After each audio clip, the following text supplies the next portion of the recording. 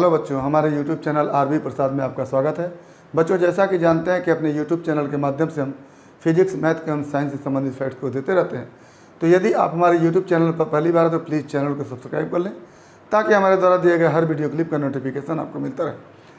11th physics में हम इस समय ऋजुरेखीय पथ पर गति कर रहे वस्तु से संबंधित ग्राफ को देख रहे हैं।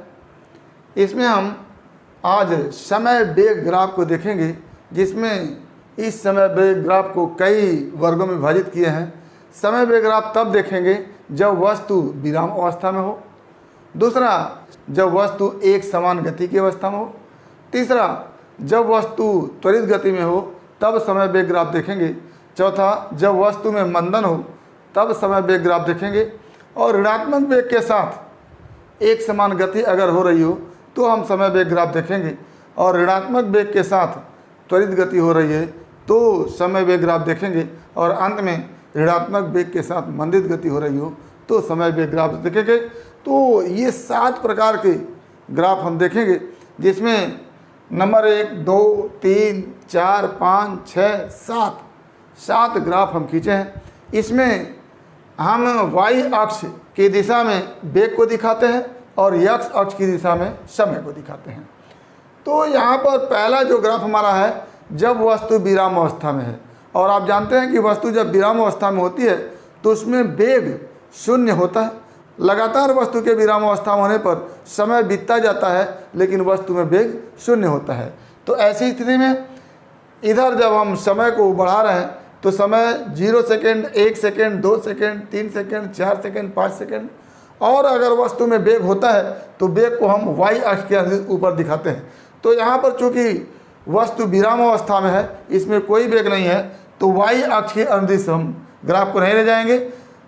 0 सेकेंड यानी प्रारंभ में भी वस्तु में वेग 0 है, 1 सेकेंड बीत गया फिर भी वाई अक्ष की तरफ न जा करके इसी एक्स अक्ष पर है, वेग 0 है, और 2 सेकेंड बीतने के बाद भी वेग 0 है, यानी वाई अक्ष की तरफ हम वेग नहीं दिखा रहे। तो समय बीतने के साथ साथ वस्तु में वेग न होने के कारण ये जो ग्राफ है एक्स अक्ष पर ही चलेगा। तो पहला जो ग्राफ हमारा होगा, जब वस्तु विराम अवस्था में होगी तो ग्राफ समय अक्ष पर होकर के जाएगा। तो एक निष्कर्ष यहाँ पर निकला कि यदि समय वेग ग्राफ एक्स अक्ष पर ही होगा तो ऐसी स्थिति में वस्तु विराम अवस्था में होगी। दूसरा जो ग्राफ हमारा है, जब वस्तु एक समान गति की अवस्था में, यानी वस्तु का वेग कांस्टेंट हो, वस्तु के वेग में परिवर्तन न हो। तो ऐसी स्थिति में मान लेते हैं कि 0 सेकेंड यहाँ पर है, यानी प्रारंभ यहाँ से हो रहा है, तो 0 सेकेंड पर प्रारंभ में वस्तु में वेग 5 मीटर पर सेकेंड है, तो ये वाई अक्ष की दिशा में हम 5 मीटर पर एक बिंदु लेते हैं, यानी प्रारंभ में वेग 5 मीटर पर सेकेंड हो गया। 1 सेकेंड बाद भी वेग में चूँकि परिवर्तन नहीं हो रहा है तो 1 सेकेंड बाद भी वेग 5 मीटर पर सेकेंड रहेगा। 2 सेकेंड बाद वेग 5 मीटर पर सेकेंड रहेगा, यानी हर सेकेंड पर जो वाई अक्ष की तरफ हम वेग को दिखा रहा है वो 5 मीटर पर सेकेंड ही दिखेगा, यानी 1 सेकेंड पर भी यहीं पर पॉइंट मिलेगा, 2 सेकेंड पर भी यहीं पर पॉइंट मिलेगा, 3 सेकेंड पर भी यहीं पर पॉइंट मिलेगा, यानी समय बदलता जा रहा है लेकिन वेग 5 मीटर पर सेकेंड यहाँ है, 5 मीटर पर सेकेंड यहाँ है, 5 मीटर पर सेकेंड यहाँ है, वेग कांस्टेंट है। तो ऐसी स्थिति में जो ग्राफ हमको मिलेगा वो समय अक्ष के समानांतर मिलेगा। ये हमारा एक्स अक्ष समय अक्ष है, और इसी के समानांतर हमको क्या मिलेगा, ग्राफ मिलेगा, जब वेग क्या हो, एक समान हो या वस्तु एक समान गति से गतिशील हो। अब इस समय वेग ग्राफ की प्रवणता की बात करते हैं। तो समय वेग ग्राफ की प्रवणता, समय वेग ग्राफ की प्रवणता वस्तु में त्वरण को प्रदर्शित करता है। ये पहली याद करने वाली चीज़ है कि समय वेग ग्राफ की प्रवणता वस्तु में त्वरण को प्रदर्शित करता है, यानी ग्राफ की प्रवणता को हम निकाल लें तो वस्तु में हमको त्वरण मिल जाएगा। दूसरा याद करने वाला तथ्य है कि समय वेग ग्राफ और एक्स अक्ष के बीच जो घिरा हुआ क्षेत्रफल होता है, उस क्षेत्रफल को अगर हम निकाल लें तो वस्तु द्वारा तय किए गए विस्थापन को हम प्राप्त कर लेते हैं, यानी समय वेग ग्राफ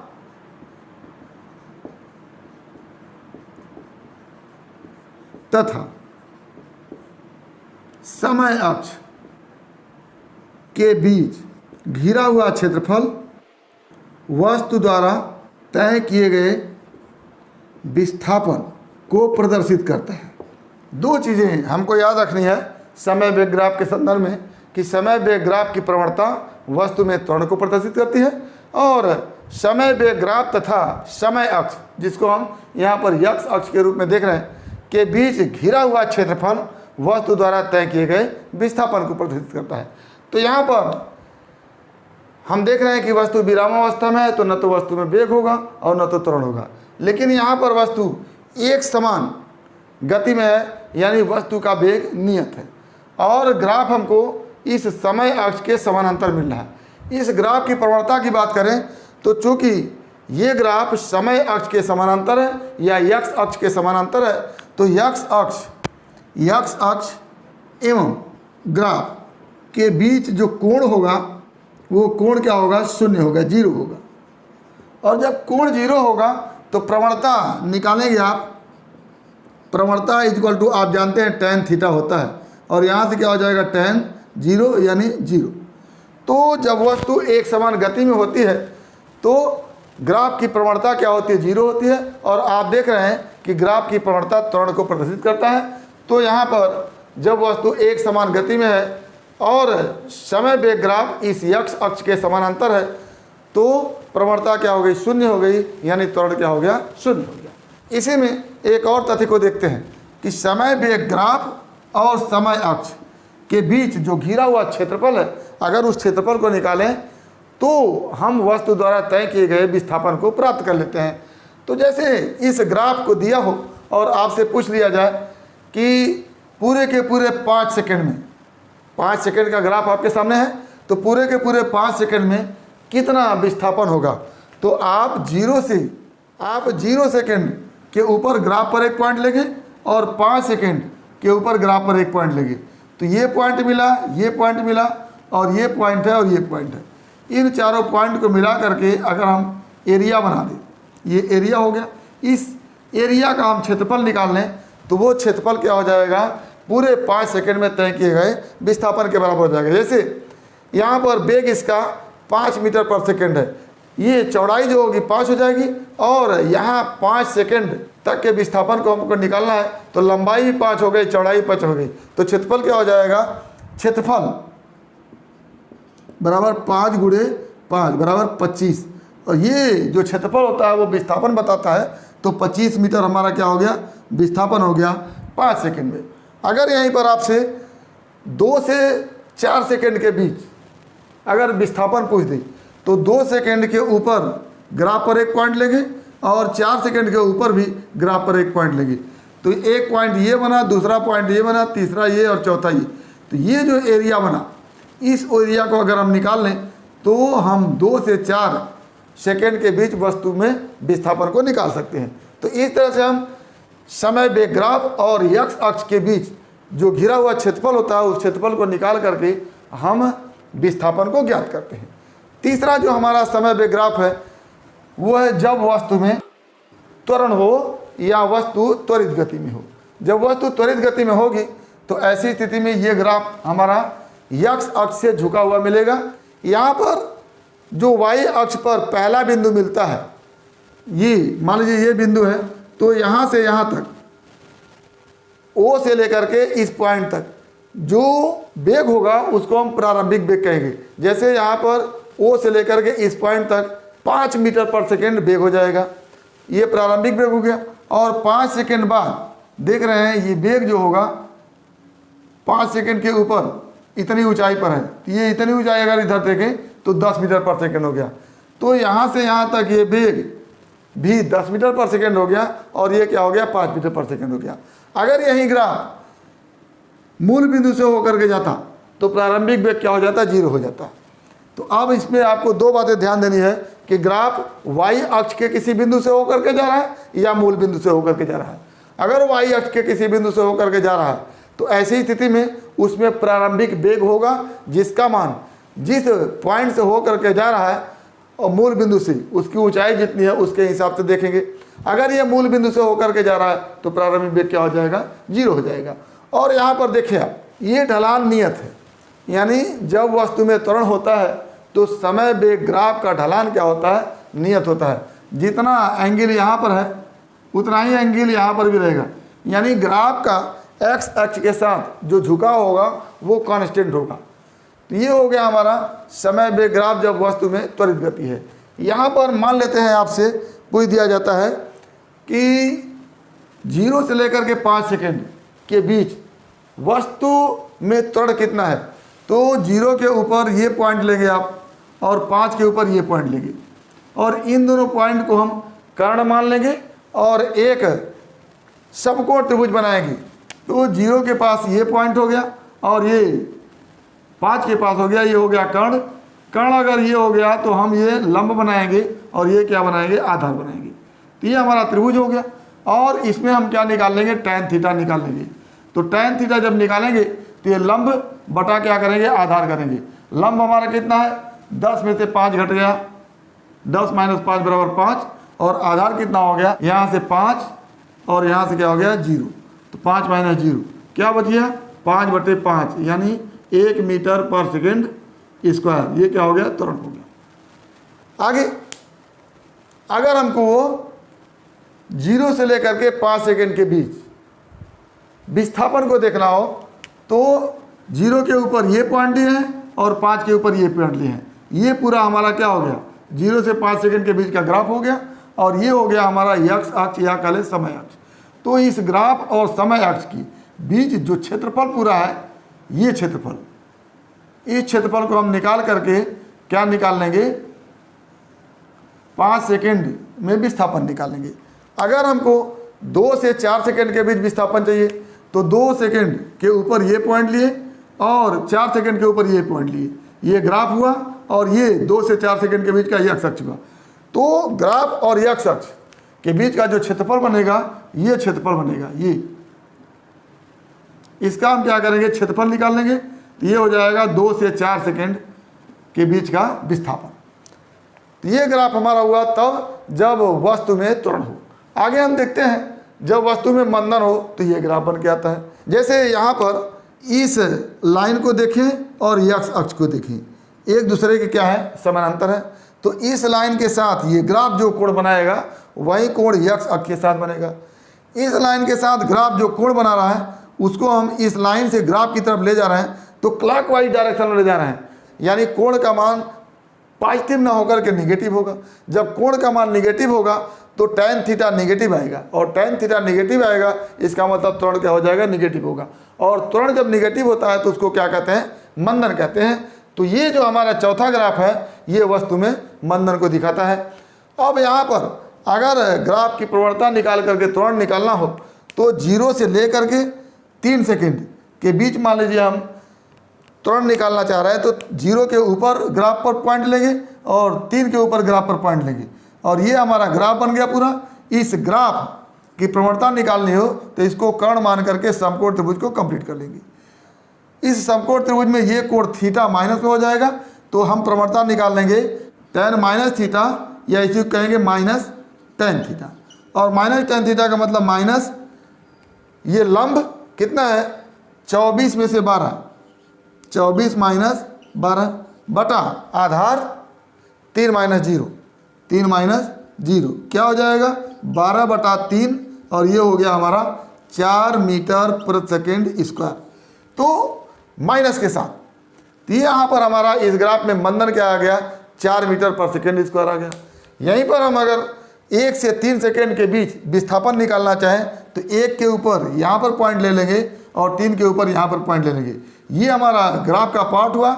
इस ग्राफ और इस 1 से 3 सेकेंड के बीच का एक्स अक्ष के बीच जो ये क्षेत्रफल होगा, इसी क्षेत्रफल को निकाल करके हम क्या निकाल लेंगे, विस्थापन निकाल लेंगे। ये क्षेत्रफल कितना हो जाएगा, ये है 12 मीटर पर सेकेंड और यहाँ पर ये है 20 मीटर पर सेकेंड।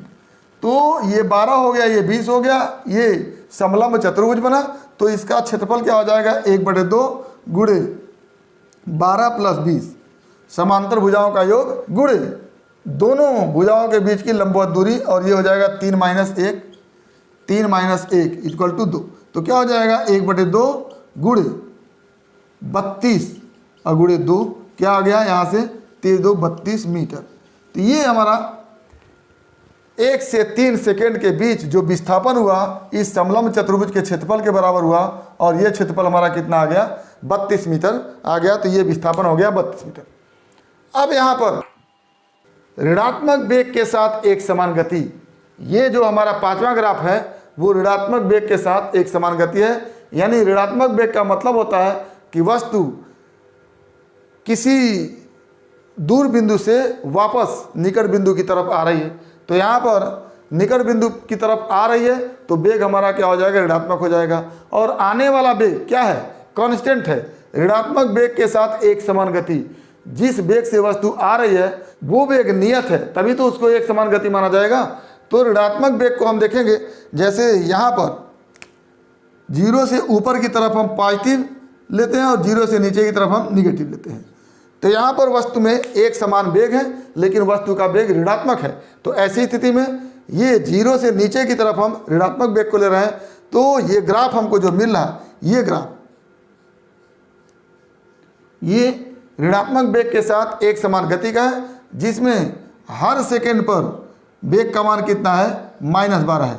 ये 12 है प्रारंभिक वेग, 1 सेकेंड पर भी -12, 2 सेकेंड पर भी -12, 3 सेकेंड पर भी -12। तो इस तरह से जो एक समान गति के साथ ऋणात्मक वेग के साथ वस्तु की गति है उसमें जो समय वेग ग्राफ मिलेगा ये वाला, ये x अक्ष के समानांतर या कह लें समय अक्ष के समानांतर होगा, लेकिन वहाँ पर वेग ऋणात्मक दिशा में हम दिखाएंगे। तो ये जो ग्राफ होगा वो ऋणात्मक वेग के साथ एक समान गति का ग्राफ होगा। आगे हम देखते हैं ऋणात्मक वेग के साथ त्वरित गति। तो यहाँ पर देखिएगा ऋणात्मक वेग के साथ त्वरित गति का ग्राफ हमारा है। ये ग्राफ है प्रारंभ में वस्तु का वेग -4 मीटर पर सेकेंड है और अंत में वस्तु का वेग -12 मीटर पर सेकेंड है। यानी -4 मीटर पर सेकेंड का मतलब होता है कि प्रारंभ में वस्तु 4 मीटर पर सेकेंड के वेग से आ रही है और उसका वेग अंत में क्या हो गया 12 मीटर पर सेकेंड हो गया। यानी आती हुई वस्तु का ऋणात्मक वेग लगातार बढ़ता जा रहा है। तो यहाँ पर क्या हो गया ऋणात्मक वेग के साथ त्वरित गति का ग्राफ हो गया। वेग शुरू में 4 मीटर पर सेकेंड था, अंत में क्या हो गया 12 मीटर पर सेकेंड हो गया। तो यहाँ पर वेग क्या है ऋणात्मक है, ऋणात्मक मान क्या हो गया बढ़ता जा रहा है। पहले -4 था और बाद में क्या हो गया -12 हो गया। तो वस्तु वापस तो आ रही है, उसका वेग ऋणात्मक तो है लेकिन ऋणात्मक वेग लगातार क्या हो रहा है बढ़ रहा है। तो ये हमारा हो गया ऋणात्मक वेग के साथ त्वरित गति। इसमें अगर हम 1 से 3 सेकेंड के बीच अगर प्रवणता निकालना हो तो वो 1 से 3 सेकेंड के बीच क्या निकल जाएगा त्वरण निकल जाएगा। और 1 से 3 सेकेंड के बीच प्रवणता निकालने के लिए 1 के नीचे इस ग्राफ पर पॉइंट लिए और 3 के नीचे इस ग्राफ पर पॉइंट लिए और इसको हम बना लिए कर्ण और एक समकोण त्रिभुज इस तरह से बनाते हैं। तो ये जो थीटा होगा उसी का tan निकाल दें, यानी tan थीटा निकाल दें तो हमको क्या मिल जाएगा त्वरण मिल जाएगा। तो tan थीटा इक्वल टू क्या हो जाएगा यहाँ से tan थीटा इक्वल टू ये हो गया लंब जिसका मान हो गया 12 में से कुछ घट के आएगा और ये हो गया आधार जिसका मान हो जाएगा 3 में से 1 घट के आएगा। मान लीजिए यहाँ पर -6 हो तो ये जो मान होगा 12 - 6 करेंगे तो क्या हो जाएगा 12 - 6 बटा ये हो जाएगा 3 - 1 3 - 1 क्या हो गया 6/2 यानी 3 मीटर पर सेकेंड। यहाँ पर जो प्रवणता आई ग्राफ की वो 3 मीटर पर सेकेंड आई। और ये क्या है चूँकि ऋणात्मक वेग है तो यहाँ पर प्रवणता भी ऋणात्मक मानी जाएगी और त्वरण क्या हो जाएगा 3 मीटर पर सेकेंड हो जाएगा। आगे ऋणात्मक वेग के साथ मंदित गति। यहाँ पर देखिएगा शुरू में वेग क्या है 12 मीटर पर सेकेंड है और अंत में वेग कितना हो गया 4 मीटर पर सेकेंड हो गया। यानी वस्तु प्रारंभ में 12 मीटर पर सेकेंड के वेग से आ रही है और धीरे धीरे आते आते उसका वेग कितना हो गया 4 मीटर पर सेकेंड हो गया। तो यहाँ पर भी ऋणात्मक वेग के साथ वस्तु में क्या है मंदन है या मंदित गति हो रही है। तो इस तरह से आप इन ग्राफों को ध्यान से अगर देखेंगे तो हर ग्राफ की अपनी एक विशेषता है। यहाँ पर जब वस्तु विराम अवस्था में है तो ग्राफ x अक्ष पर या समय अक्ष पर है। यहाँ पर जब वस्तु में एक समान गति है तो ग्राफ समय अक्ष के समानांतर है। यहाँ पर जब वस्तु में त्वरण है तो ग्राफ की प्रवणता कांस्टेंट है और एक स्ट्रेट लाइन प्राप्त हो रहा है। आगे यहाँ पर जब वस्तु में मंदन है तो ग्राफ की प्रवणता क्या है, ऋणात्मक है, और शुरू में वेग अधिक है और बाद में वेग क्या हो जा रहा है, कम हो जा रहा है। तो ये मंदन गति का ग्राफ है। आगे जब वस्तु नियत वेग से वापस आ रही है, ऋणात्मक वेग से वापस आ रही है, तो ऐसी स्थिति में वस्तु का समय वेग ग्राफ जो होगा वो स्ट्रेट लाइन होगा और समय अक्ष के समानांतर होगा, लेकिन उसका वेग लगातार क्या होगा, ऋणात्मक हो जाएगा। यहाँ पर ऋणात्मक वेग के साथ त्वरित गति है, वस्तु का वेग लगातार बढ़ रहा है। वस्तु का वेग ऋणात्मक तो है, वस्तु किसी वेग से आ रही है प्रारंभ में, लेकिन उसका वेग आते हुआ वेग लगातार क्या हो रहा है, बढ़ता जा रहा है। तो ये त्वरित गति के साथ ऋणात्मक वेग हो गया और यहाँ पर ये मंदित गति के साथ ऋणात्मक वेग हो गया। तो इस तरह से हमने समय वेग ग्राफ के विभिन्न भाग को देखा, जिसमें हर ग्राफ की क्या विशेषता है उसको हमने देखा, और कैसे इन ग्राफों का प्रवणता निकाल करके त्वरण निकाल सकते हैं, और कैसे समय वेग ग्राफ और समय अक्ष के बीच जो क्षेत्रफल है उस क्षेत्रफल को निकाल करके विस्थापन निकाल सकते हैं। तो उम्मीद करते हैं कि टॉपिक आपको समझ में आया होगा। अगर इसमें किसी प्रकार की समस्या है तो आप हमारे यूट्यूब चैनल के कमेंट बॉक्स में कमेंट करके अपनी समस्या का समाधान करेंगे, और यदि वीडियो क्लिप पसंद आए तो प्लीज़ लाइक करेंगे, शेयर करेंगे, साथ ही हमारे यूट्यूब चैनल को सब्सक्राइब अवश्य करेंगे ताकि हमारे द्वारा दिए गए हर वीडियो क्लिप का नोटिफिकेशन आपको मिलता रहे। तो आज बस इतना ही। अगला टॉपिक अगले वीडियो क्लिप में एक बार फिर आपके भविष्य के लिए बेस्ट ऑफ लक। धन्यवाद।